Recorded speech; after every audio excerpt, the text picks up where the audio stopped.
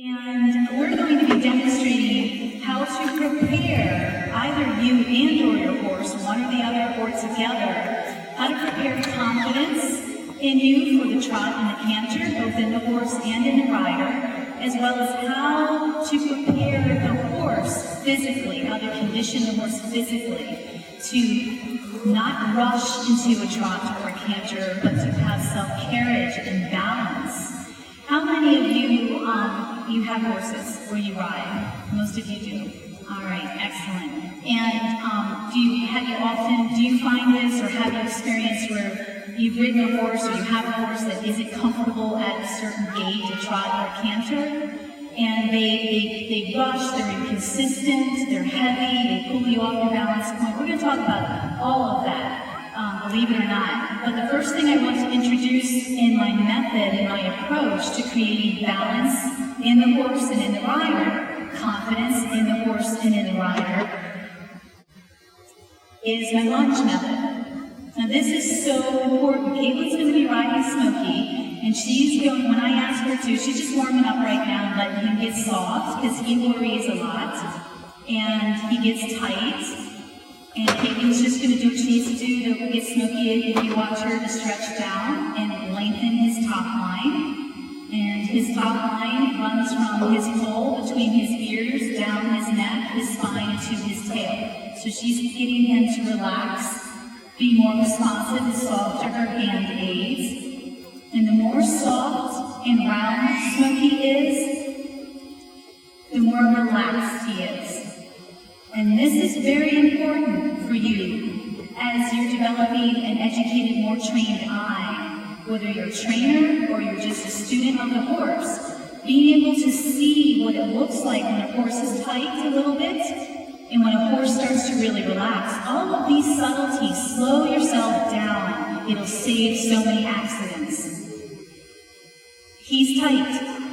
How does that show up? He gets short in the neck. I love riding bareback. Now, she's in his dressage bridle with his sample bits. You all know I also ride bitless and bridleless. I prefer to ride bareback with a pad because it's just softer on the horse's back. It keeps you clean. And if you're new to riding bareback, which every student that comes to me learns to ride bareback because it develops, you get the biomechanics, it develops the independent seat, and truly develops your balance point.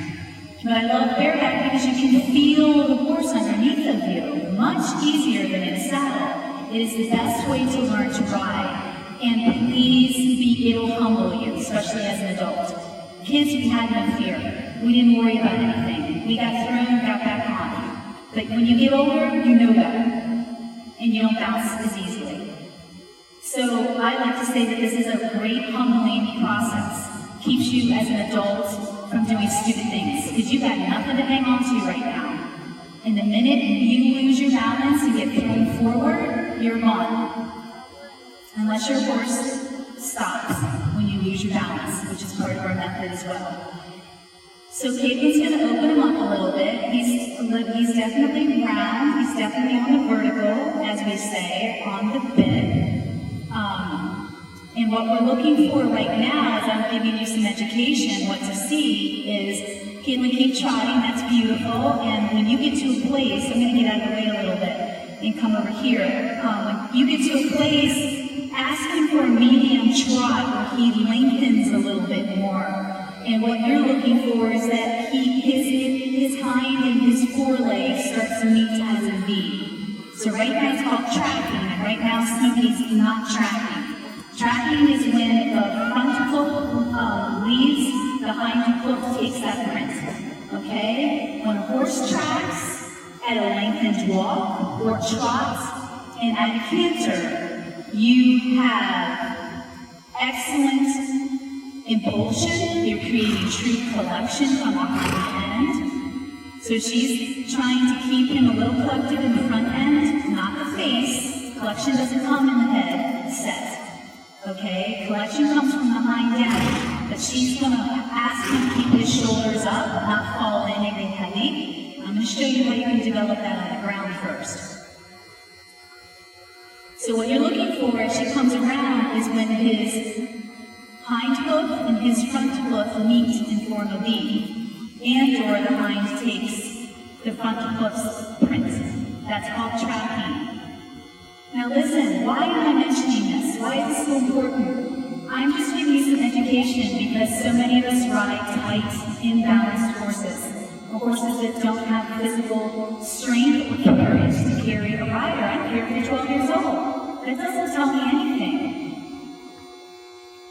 I want to be able to ride a horse and see how smooth they feel, how easy it is for them to come in and out of transitions, meaning from a slow to a medium to a fast, walk, trot, or canter. And you're going to see all of this and how easy is it for the horse to go in and come back down again, both mentally and physically.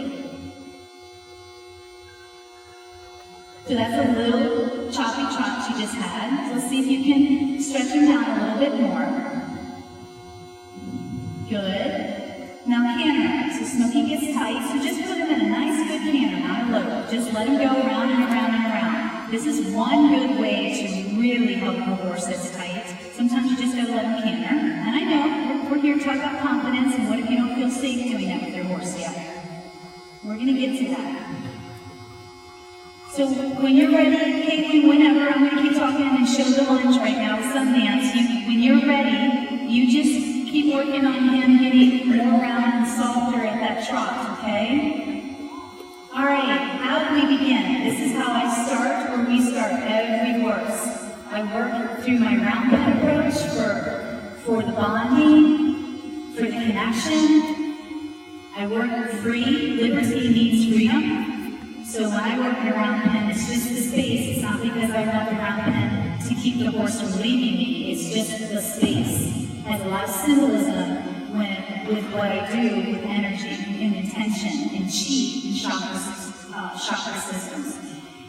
But we're not here to do the round pen. Once I have join up, what does join up look like? It looks like this. Come on, wake up. Good girl. So join up is that horse is always seeking me. That horse is always seeking me. That's join up. One level though. One level.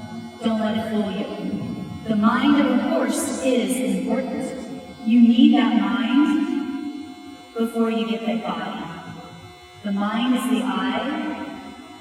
How much she pays attention to you. That's called focus and discipline, and mindset.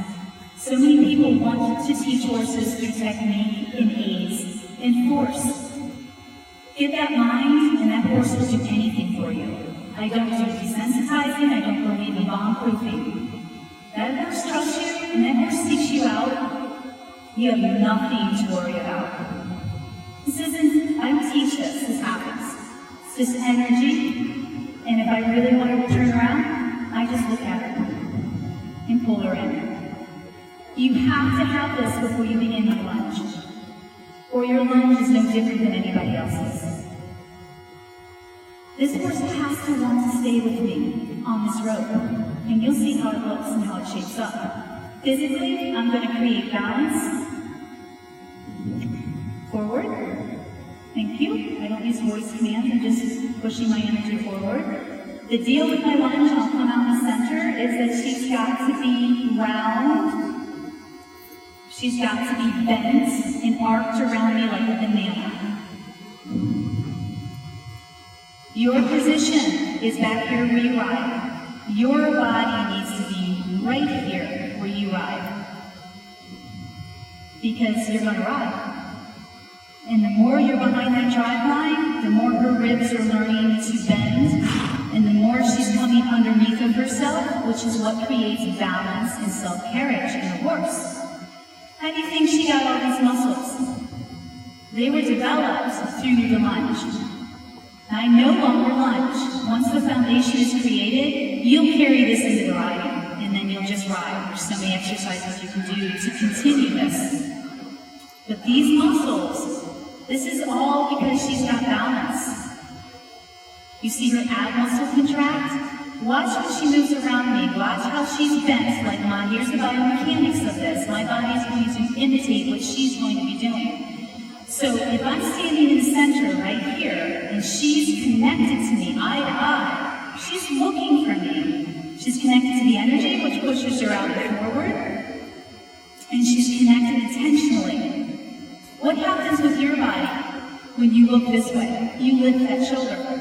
What happens if I'm over here? Now I'm here, I'm still Sundance, and I look to my right. My body, I lift that inside shoulder. What happens? My inside hind leg has to come underneath my center of gravity to support my weight. So right now, I have shifted all my weight to my hindquarters. How many of us ride horses that throw us forward? They're naturally heavy in the forehand to begin with. It is not natural. They're not built to transfer weight to the hindquarters. They are grazers. Their heads are down most of the time. They are naturally heavier in the forehand. And now we go to ride, and we expect them to be here. We can shape that. But we don't have to do it with a ton of mechanical instruments or equipment or aids. We can just allow her, with the way she's built, to develop her own level of self-carriage. So I'm going to put myself back here on the left. I'm here where my fist is, and I'm Sundance again, and I'm traveling in a circle. So as I'm traveling, what do? Keep lifting and put my weight on my outside hind. Weight on my outside hind, my inside leg. Outside hind, inside leg. Outside hind, inside leg. True canter depart to the left, strikes off on the outside hind. Now, and where's the inside go? Underneath the center of gravity to support it. This is what I call yoga or Pilates for horses. You are lengthening and strengthening their top line. You are creating elasticity. You are creating balance for the rider. You are creating self-carriage. So let's see Sundance. I know you're tired there. So push and out and forward.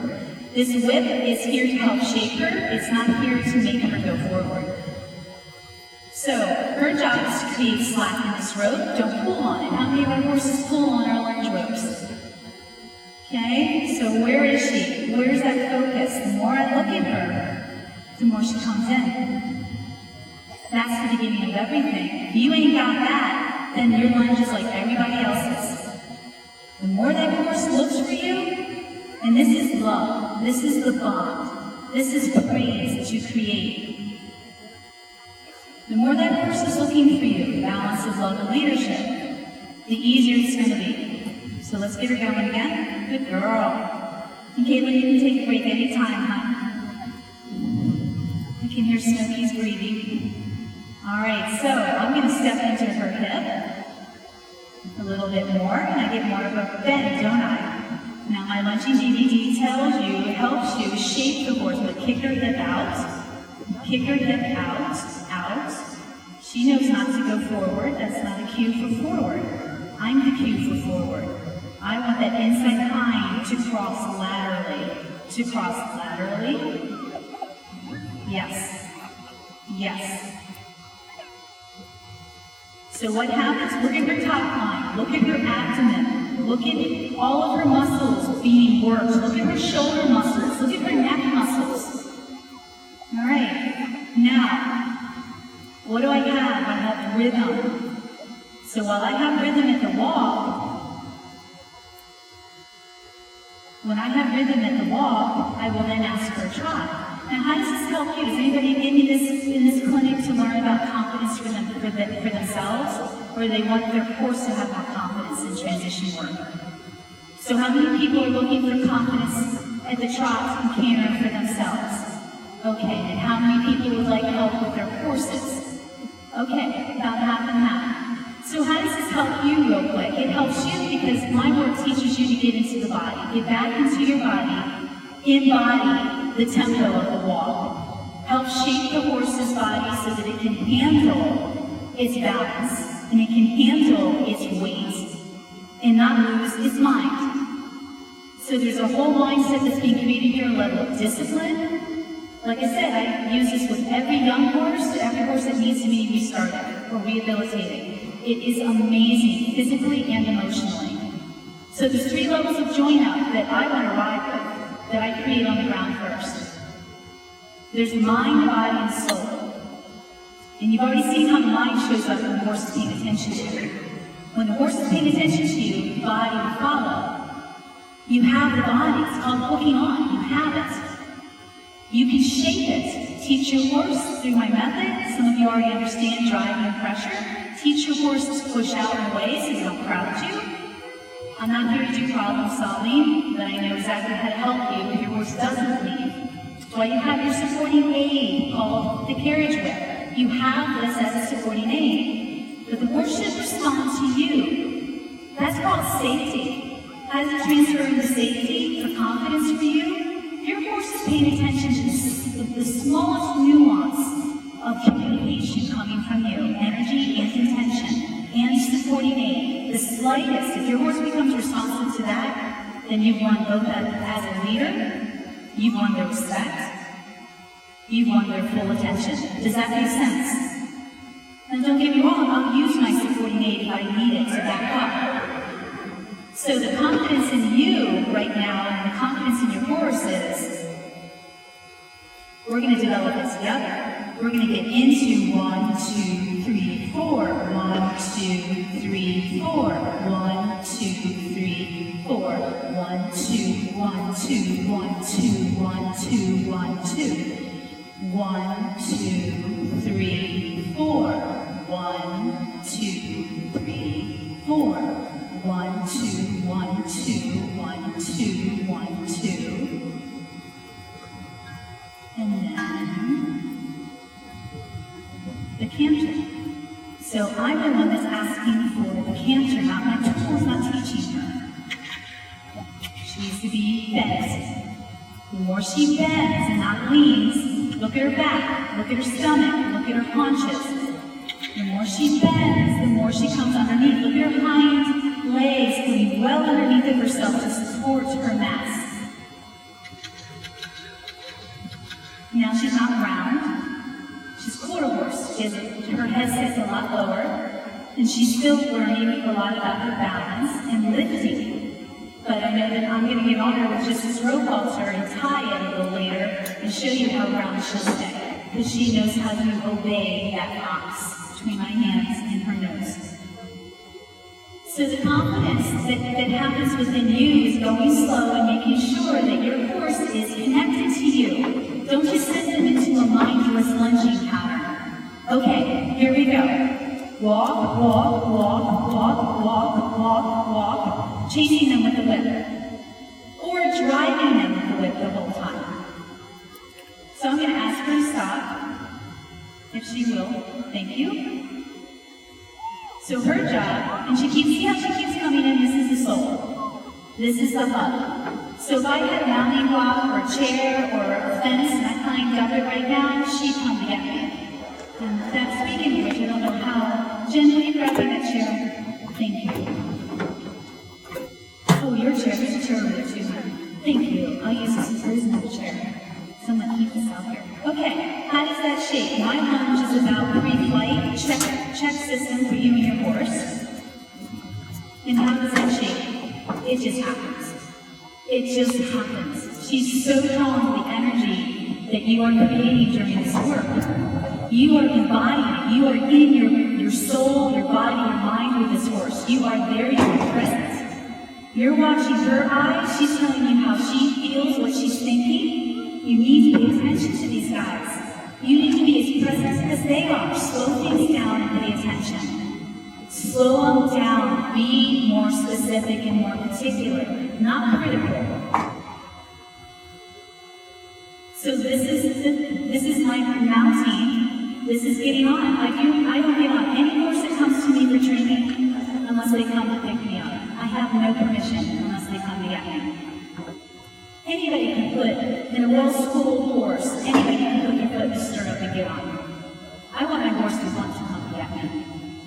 When I know that they want me, then they enjoy the work. And there's a lot of pleasure and true partnership. And that is so important to me. One of my specialties is behavior and rehabilitation. Smokey has busted my ribs, has been the most messed up horse out of hundreds of horses, and she's not too far behind. Crazy, crazy horses, these two. And they've taught me everything I know because nothing else worked. I learned the hard way, and here I am. nothing else. Busted up ribs, hurt ego, horse wouldn't come to me for a month. Oh my gosh. And to have this, and to have her be the best, in a situation like this, the best riderless horse I could possibly have, this horse is amazing. So let's get back to pushing out. Thank you. Well, if you're going to do it, you do what you need to do, but let's get your butt out there. I don't want you going to the chair. Thank you. So I'm doing this lunge for what? Her balance, her mind, a mind that is disciplined, a mind that is connected to you, a mind that is calm, a mind that is relaxed, and when she's not, there's problem solving. Good girl. Now she's looking, now she sees, did you see her look at that chair? She didn't even notice the chair, did she, when I got on it? Now she's concerned. Isn't that interesting? What did I say about desensitizing and despooking your horses? I don't do it. You shouldn't have to. That horse trusts you, wants to be with you. It's going to allow you to be the leader, and it's going to trust whatever you present. She's really concerned about that. All right, let's change it. Change the experience. So now she identifies the chair with you. And what am I? Something positive.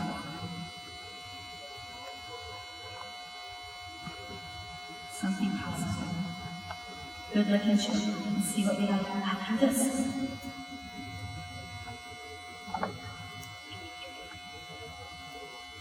Now let's see how she looks at the chair again. A little better.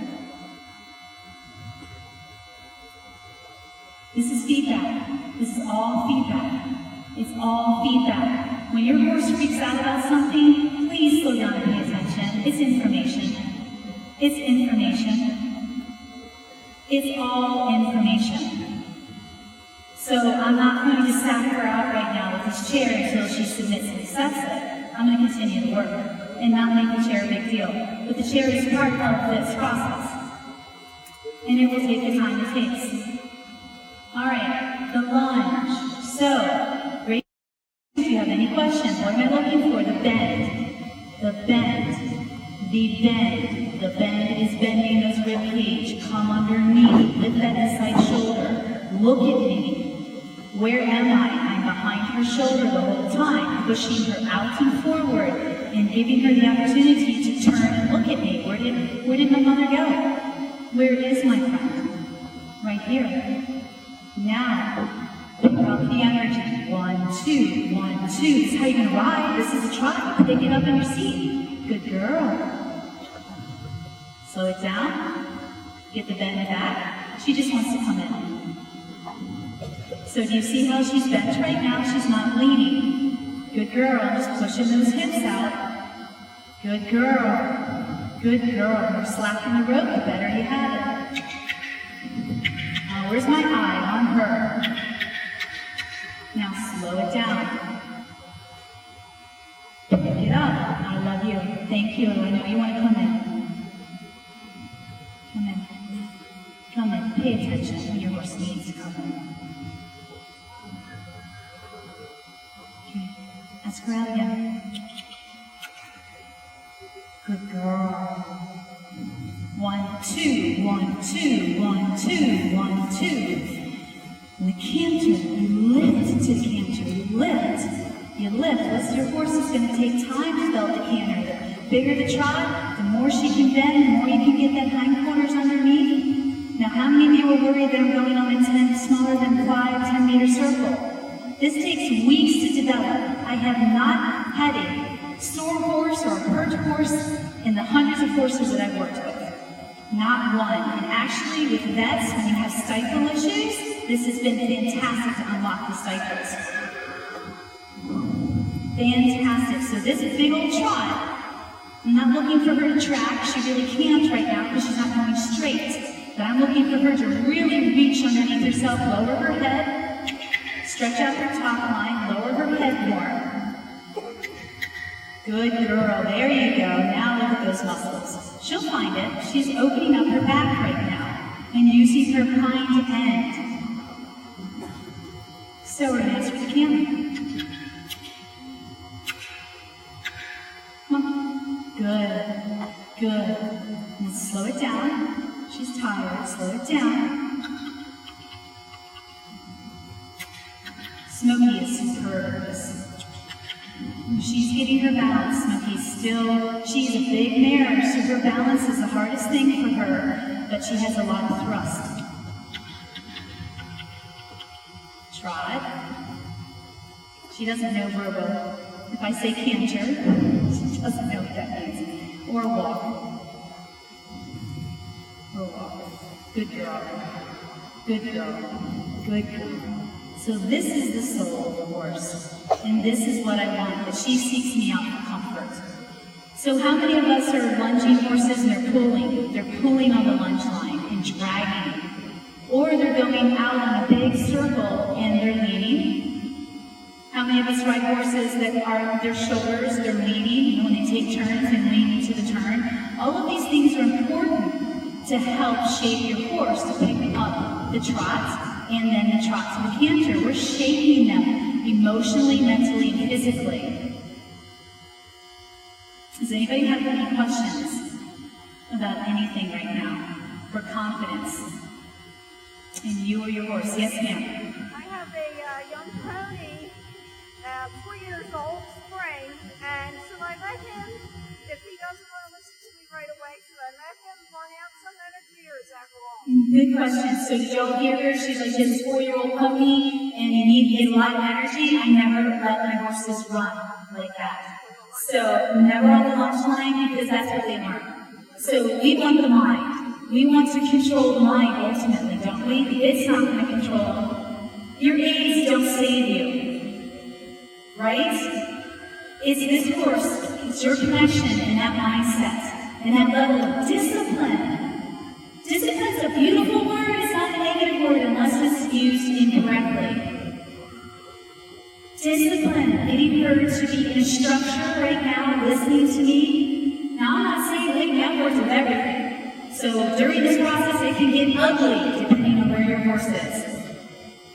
You, as a trainer with your horse, you have to stay constant. You have to be able to feel confident that what you're doing is right. And passively persist. That's the best advice I can give you. Whether you have a lazy horse to a crazy horse, this is the best exercise I could have developed. It helps to motivate horses that are lazy, and it helps to slow the horses that spook. Oh my gosh, it works from every extreme. Trust me, I have them right here. And look at who they are today. Anybody else with another question? Yes, ma'am. I'm working with a 12-year-old Arabian that's never been trained. So I rode him, but I don't lunge behind him, I free lunge. And all I use is the lead line to move him. Now, will using the lunge line be better in round balancing than free lunging? Yes, great question. A lot of my students, before they start with me, do a lot of free lunging. I don't free lunge, so when I work in a round pen, it's not about free lunging. Now, there are opportunities with some horses where they need that, because it's a wake-up or a breakthrough, but my training, I don't want a free lunge, because for one thing, I don't ever want the horse to be away from me. Okay, I always want the horse to seek me. This is where you get your confidence, and this is how you develop your horse's confidence. All your spooking, buddy issues, all of that is because your horse doesn't feel safe with you. They do not feel safe with you. So they want to run back to the herd, or something else startles them and they're on a trail ride. Because they feel alone. You've got to get this is the buddiness, this is the companionship. Let me get back to free lunging. So I don't want to ever push my horse. Don't get me wrong, I've worked with so many different horses in extreme cases. Sometimes you've got to push them out and then get in front of them and wake them up. But that's for extreme situations. So I do not support that level. My free lunge is right around me. My free lunge is with me, and it takes the same shape as this lunge online. And it's not the rope or the whip that moves my horse, it's me. And it comes from the base of my spine, my seat, which is the first chakra. So this is where you ride. You push and you drive the horses. You don't kick them to go and you don't pull them to go. Because it deadens the horse. They're just responding to pressure.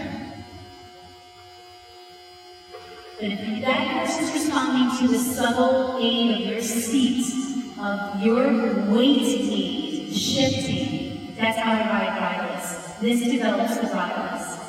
And we're learning to be in harmony together. We're learning the tempo and the movement together on the ground. It's no different than when you ride. A lot of my students are also new students to horses, and they don't know how to ride. They didn't grow up as young kids riding all over the place. You learn through a lot of experience through trial and error. So this is a way to embody that movement, embody the tempo the same way you're going to ride. And if a horse is paying attention to you, you are going to stay safe. It is the only thing that's going to save you. Yes? I have a 7-year-old Tennessee Walker who has 2 vertebrae in his neck and 1 in his pelvis that are bad. But he was always lunged. So when I try to get him to slow down, he wants to canter, but cross canters, he doesn't have the muscular. He doesn't have the balance yet for the self-carriers, yes. How do I slow him down so he can build up his muscle? You start slow, so she had a great question. She has a Tennessee Walker, has some vertebrae issues, he's always lunged. I've worked with a lot of different breeds, gaited horses, Pasafinos, Tennessee Walkers, and I've seen a lot of gaited trainers. They just really hook them up and get them going, and they just let them go. All right? They let them go. They let their minds go and their bodies go. If your horse is not properly using his body, he's going to tax it, max it, and hurt it, and damage it. So I ride my horses, and I ride them 5 days a week. And sometimes we ride hard. We have maybe an hour's worth of training. And sometimes it's a lot easier. So it's just like being an athlete. It's how you carry yourself that makes the difference. It's how you position and carry yourself. It's your balance. It's like lifting something. I lift from here. So I lift here. This is your chi, this is your core, this is your center of balance. So you got to start out slow. You got to start out at the wall. You got to get this connection. Nothing's going to happen if your horse isn't paying attention to you. But when you have an extreme pace like that, to me that's extreme because it is an extreme trigger. Meaning anytime you ask your horse to do something, and I'll tell you what extreme means to me. Anytime you ask your horse to do something and he does something else, and he goes somewhere else, he checks out, that's extreme. That's called a trigger. And sometimes you do need a professional like me to come in and make a breakthrough. I can't teach you that. That's years of experience, problem solving. So in that situation, you may need a breakthrough moment. Or a lot of time passively persisting and starting out slow. So then if you hook him up, he's going to go into la la land and think he's got to do something that he was taught to do. Does that make sense? And are you going to know how to master it? Are you going to know how to shut it down? Start all over again, feeling timing. It's experience. But once your horse has the foundation or has no baggage, this is easy. This is so easy. It's all about the bonds. So where's the bonds? The horse want to come into you. The horse want to be with you. You got to start there. Does the horse want to be with you? I don't want the horse out there on the rail going on round penny. I don't want to push my horse out there on the round pen panels. And I don't want to lunge and have my horse leaning or leaning. It's dangerous. And don't you think when they lean and lose their balance, they get scared? And then you lose your balance? So here are I'm throwing out there so many ways to prepare you and your horse for confidence, to regain confidence, to build confidence. Go slow. How many of you are trainers? Okay, do you have a systematic way of developing horses? Okay, you have to have a systematic way of developing horses. There's a purpose to it. It's just like going to school. It's just like starting as a 5-year-old in kindergarten. There's a reason why they only give you a 5-year-old's information or knowledge or education for that 5-year-old's brain. And then systematically each year we keep progressing and we keep learning more. So there are stages, there's a logical sequence of information that has to be applied in a certain amount of time. Or you'll blow your horse, or you'll break a spirit. Broken spirit is a dull horse, a lifeless horse. I don't ever use the term dead broken. And then we have the crazy ones who get triggered, oversensitive, react to everything. That's not normal either. That's a conditioned response. I talked a lot about that yesterday in my seminar. So when you have these kinds of extremes, you've got to find somebody like me who can come in there and make a breakthrough and create the tuning in. What we're doing right here is creating the tuning fork. I call it the tuning fork in you, so the horse tunes in. Doesn't check out. Does that make sense? A lot of your accidents are because you either checked out or they've checked out, or something's triggered them. You've got to develop that bond, that relationship, and discipline. Please remember, as much as I love my horses, I know what they need as a socially intelligent species. Socially intelligent. Extremely. They have social order. In their communities, there is discipline. There are pecking orders. Pecking orders are it's different than what is explained out there. I explain it very differently. Their pecking order, once a pecking order is established, they are looking to establish a pecking order, and they are content with the pecking order. They can never challenge it. I'm not talking about stallions. It's a whole different realm when you're in the wild. But in a natural herd, or in a socialized, healthy, domestic, socialized herd, your horses are looking to fit in, and they don't ever, that's comfort, that's emotional comfort for them. So we've created all these displaced behaviors, unfortunately, and we come to accept them as normal. It's not normal. This is normal. In the wild, they're lazy by nature. Lazy. They're not looking for a job. They are not looking for a job. How dare us think that our horse wants a job? In the wild, they do everything they can to conserve their energy for fight or flight. In the wild, they are a passive community that is in harmony with tons of respect and love and leadership. You want to know what motivates them to do the work? The relationship. They do want to please. You know why they want to please? Because they want to fit in. Because they want to belong. They're programmed. That's the pecking order. You got to figure out where your pecking order is with you and your horse. And I don't care if your horse is a little bit more in charge. So what? As long as he's not totally disrespectful. If it works for you, great. Just be at peace and make sure that it's safe. So we just talked about the groundwork to create now the riding. So how does this transfer to the riding? Does anybody have any questions about this groundwork, about this lunge method in creating confidence in your horse, discipline, relaxation, what you're looking for, balance, lots of transition work? I want your horse to come into movement and come out of movement.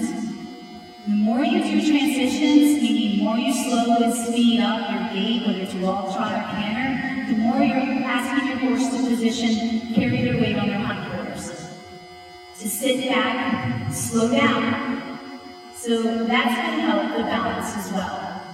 And especially when you go to ride. So does anybody have one more question before I get into the riding and how this transfers to riding? Good? Okay.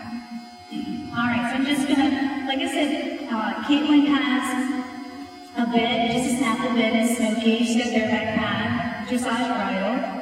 When we do ride on dressage saddles, I ride Western, I work in cattle with these guys.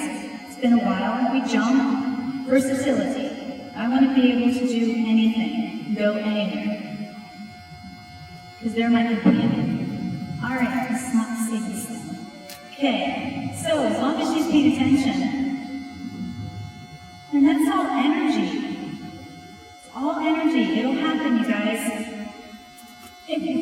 loosen up hip. Okay, so I'm going to push her forward with my seat, not my leg, and I'm going to look for low and round. So my hand placement when I am teaching a new horse is going to be a little different than when I have a school horse. So I'm going to hold my box right here, and when she starts to stretch out, I'm going to let her stretch. But her job is not, your job is not to let that head come above your box. And my box is set right here, so that's the leverage between my hands, closed around those reins that we wrote, and her nose or her mouth or bit. Good, so I can feel her shoulders open up, her back. So right now I'm in rhythm with her. We've developed all of this connection and intention and energy. Intention meaning I just want to walk, and I want to walk over here. And my hips, my energy is in the tempo of a walk, or in the speed of the walk, choosing the walk. So if I want to slow my tempo down, it's all in my hips, not my hands. Let me keep her over here. She gets distracted. So I'm going to slow my hips down. Right there. I locked up. So I'm going to point and come over here, shift my weight, and go over this way. There's the power that you've been working on the ground, is sending her out, the focus, the intention. My hips are with her. I'm going to slow them down, lock them up for a halt. I'm going to lift them up and push them forward. We're already working on you working with this on the ground. You've developed this rising up from your hips on the ground, bringing the energy up and out. And that's how you ride. You bring it up and forward. And not talking about how do you create a balance point right now, how do I get the independent seat. That's a whole other clinic. So let's give her attention. So I'm going to increase my hips right now. So that's how we're going to increase. And slow her down. And increase again. And get a little bit of bend that we had in the lunge. I'm going to put a little inside leg. So I'm using a lot of different cues right now between my seat, my hands, and my leg. And this is more advanced than this clinic. This is how you progress too, and I'm going to ask her to really keep her head low and round and not hollow out and get tight. She's really tired. Good girl. Good girl. Go ahead and keep working on how's he doing. He's feeling pretty good? So this is how I would start every horse. And when I trail ride, I choose to trail ride in a halter. There we go. In a halter and a lead rope. And your hip is not going to keep you safe. Saddle is not going to keep you safe. Your horse's mind, your relationship, and your level of discipline, meaning how much is she paying attention to me and when I ask her. So you're going to work on slowing it down. See how I just keep asking her to speed up and slow down. Let's just take a few steps right now. Now ask her to slow down again. The only reason why I have tension in my reins, so to speak, is to keep her round, because I don't want her hollowing out, lifting from her shoulder. So I'm going to ask her to round, drop her nose a little bit more, open up her shoulders and her back, and not be so tight because she's tired. And I'm going to push her forward. And then I'm going to slow her down again. We change direction.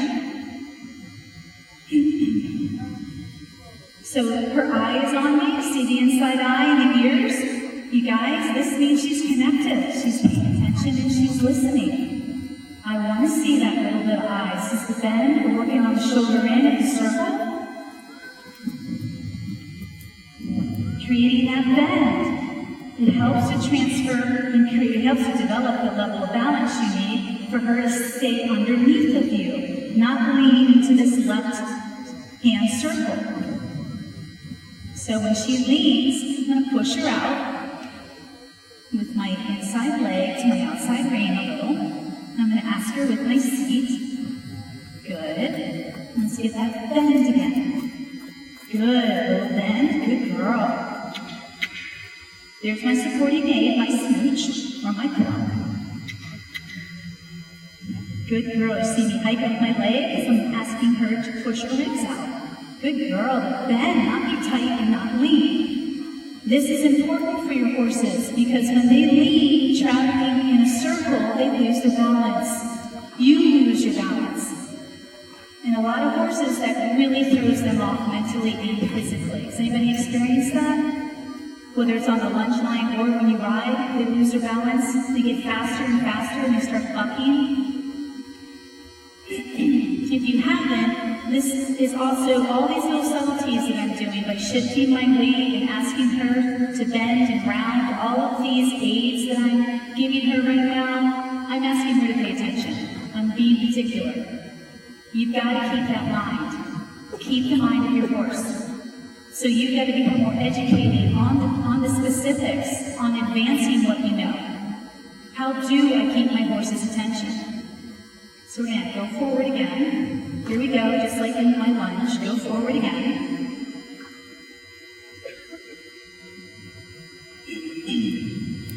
So I'm going to ask her from her trot. Let's give her round and not lifting. See how she wants to lift her head up? Ask it down again. Don't let them lift their head up. They hop back. That's how you get sway backs. My late horse, who was 32 when he passed, never had a sway back. So, yes, keep asking her. She's got to lower and soften. Good girl. Now ask her that trot and keep her round and bent, because this is what's going to be easier for her to lift off into the canter. Yeah, pay attention. Yeah, good girl. Good girl. Good girl.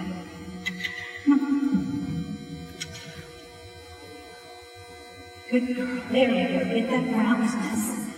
Good. So how do you create all sorts of slow lopes, medium canters, collected canters? You've got to get the mind first. You get the mindset and create the balance on the ground before you start to ride. Anybody have any questions about what I just did, about the process with the transitions? Guys, I'm pretty tired. Are you tired? Yeah. I know I am. It's the end of the day. Well, talk to me. Share some experiences. I can get deeper into this if you want to see something else explained. Would you come here to what answers were you looking for? What answers? What drove you here? What were you looking for? Yes.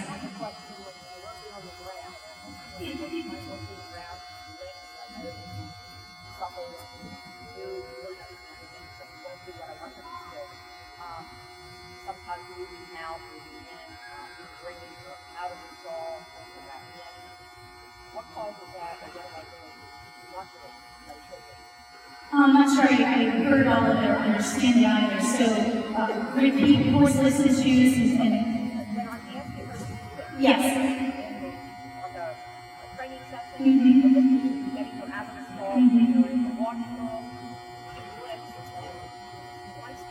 She's thinking. She's relaxed. Right. But she won't move. Okay. How do I get her? And I try to talk like you do because I talk very encouraging, good girl. But I can be firm too when necessary. So follow through is very important. So here, I don't know, and out there, and I have the trained eye. Alright? So the first thing her question to me is, my horse is I bring her to the stall, and when I'm bringing her from the stall into a training area, she's licking and chewing, but she won't want to move her feet. She doesn't want to do anything.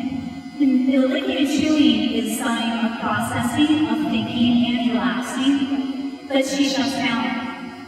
So there's a huge lack of confidence. So that takes a breakthrough. So you don't stop what you're doing, you just have to figure out how far to push her to try without pushing her over the edge. And pushing over the edge is when they flip out, go ballistic, bucking, bolting, and sometimes they will do that because they just need to, and it's not you. They just go from one extreme of shutting down to blowing. But the point I'm making is you've got to figure out where's that threshold of how far to push her and wake her up. And she's tuning out, she's tuning in, not enough to fully tune in. So there's a lack of trust, a lack of following. She doesn't want to follow your leadership. She's not being disobedient. And does she have a wide eye? Always pay attention to the eye. The eye is the window to the soul. It'll tell you. She's looking at you. She could be defiant. I don't know. Usually in those occurrences, when the horse is looking at you, they won't move their feet. They're tight and stressed, and their eyes are really big. That's pretty obvious because the horse doesn't have a lot of confidence or trust. So you'll encourage your music pressure and release technique. You will, and your feeling timing is really important, but if the horse is just looking at you and going, yeah, I'm pretty relaxed right now, I know exactly what you're going to ask, and I'm not doing it. Now you have to figure out what do you need to do to get you to the point where you mean it. But when you do mean it, you better be really fair about it. See, horses are so fair, they give plenty of warning, meaning don't ever strike your horse. You better learn about phases like horses, because when you go to apply extreme pressure to a horse, it needs to be as a warning, and it needs to be in phases, so to speak. You start out light and soft. This is my easy request. Now here come the troops. I'm bringing up the troops. You better move, and here they come. I sat there with the whip or the end of the rope, just tapping, tapping, tapping, tapping, tapping. Horse leans into it, tapping, tapping. Horse leans harder, I tap harder. Horse leans harder, I tap harder. It is at that point a total. This tells you how willful your horse is. Somebody's going to give, and it ain't me. But because I am so passively, compassionately persistent in my follow through, I'm right there and I'm assertive. Horses never afraid of me, and usually that never has to happen again. I've made my point. That's called breakthrough. So you got to figure out where's that threshold. Where do you need to be? Where do you need to bring it up without taking it over the edge? And sometimes they'll challenge you. Sometimes if that horse is really spoiled in a bad way, there's a good spoiling when they look for it and they want it. And there's a bad spoiling when they totally disrespect you. And I've seen a lot of clients have raised the ante with their horses, and their horses have gone after them. Carrie, we're about 5 minutes. Okay, thank you. So be careful. I'm bringing all this up because I'm not there. If I was, I'd nail it. Not literally, but I'd be able to see it because I have this objective that we don't when we're attached to our own animals. Another question? Anybody? Well, I'm going to get back after this in my booth before we pack up. We're not packing up yet, just so if you guys want to come back to booth 311, come on back, and I can talk a little bit more with you. And there's plenty of DVDs and